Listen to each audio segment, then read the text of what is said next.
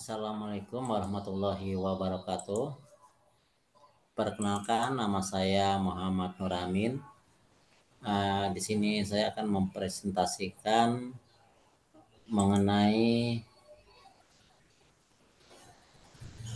inovatif PPT inovatif sebagai media pembelajaran.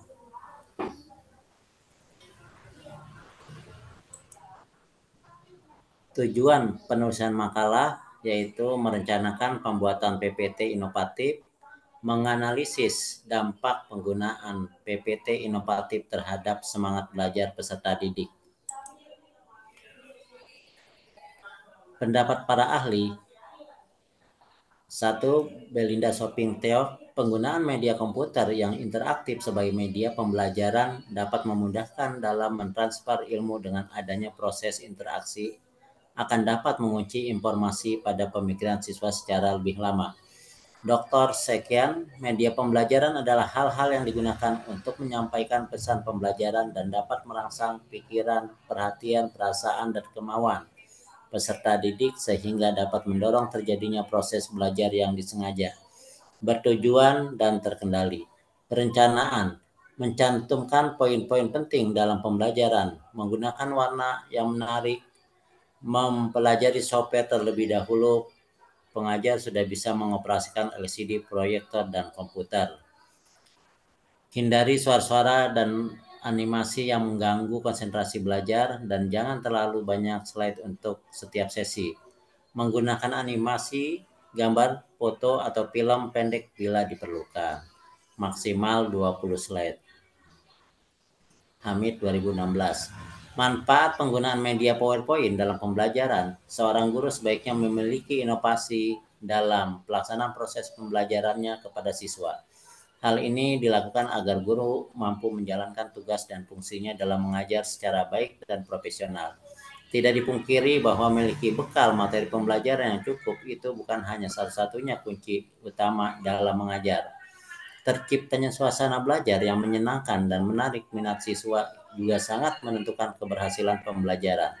Salah satu cara untuk menciptakan suasana belajar yang menarik bagi siswa yaitu dengan menggabungkan teknologi di dalam proses pembelajaran. Dari dulu hingga saat ini, media pembelajaran yang sering digunakan oleh guru adalah metode ceramah. Hal ini tentu akan sangat membosankan bagi siswa. Dengan adanya teknologi, guru dapat menciptakan berbagai metode pembelajaran yang menyenangkan. Dampak penggunaan PPT terhadap proses pembelajaran. Penggunaan PPT akan lebih efektif dalam mencapai tujuan pembelajaran, merangsang proses belajar peserta didik, dapat meningkatkan semangat belajar peserta didik. Digunakan sebagai penyalur pesan yang dapat mewakili pendidik dalam menyampaikan informasi agar lebih jelas, teliti, dan menarik. Menyampaikan materi yang sistematis dan menciptakan lingkungan belajar yang tidak monoton. Rusman 2011. PowerPoint sebagai media untuk memperkenalkan suatu materi. PowerPoint cukup efektif untuk memperkenalkan teori atau konsep baru kepada siswa. Dalam hal ini, seorang pengajar harus dapat mengantisipasi apabila ada kesalahpahaman pemahaman pada saat penjelasan dilakukan.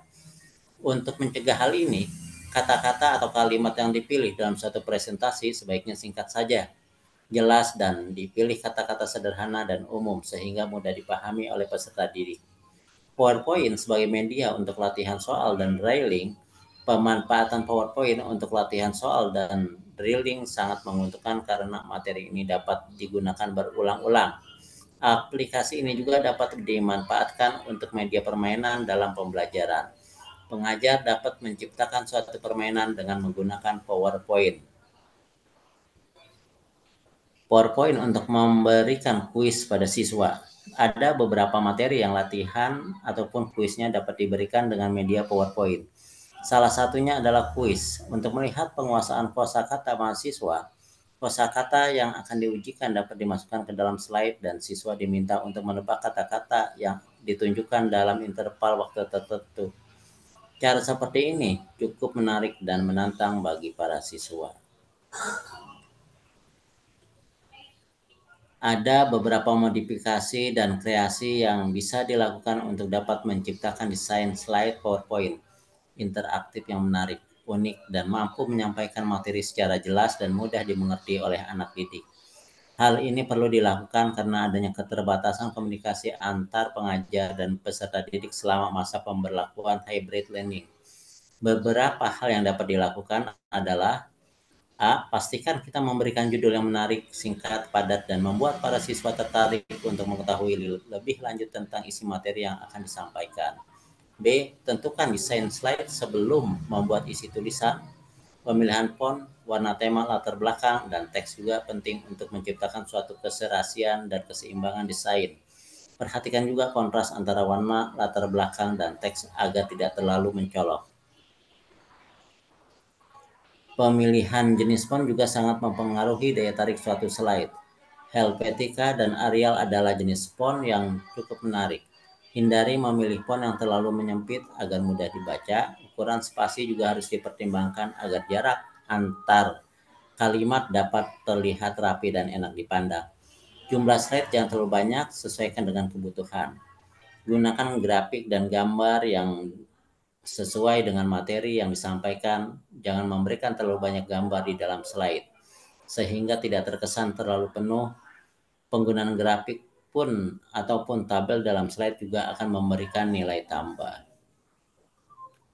Kesimpulan, proses mendesain pembelajaran dengan menggunakan media PowerPoint presentasi diperlukan agar dokumen PPT yang dihasilkan tampak menarik dan menyenangkan.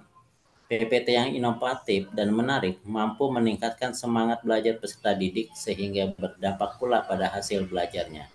Itulah hasil presentasi saya. Terima kasih. Wassalamualaikum warahmatullahi wabarakatuh.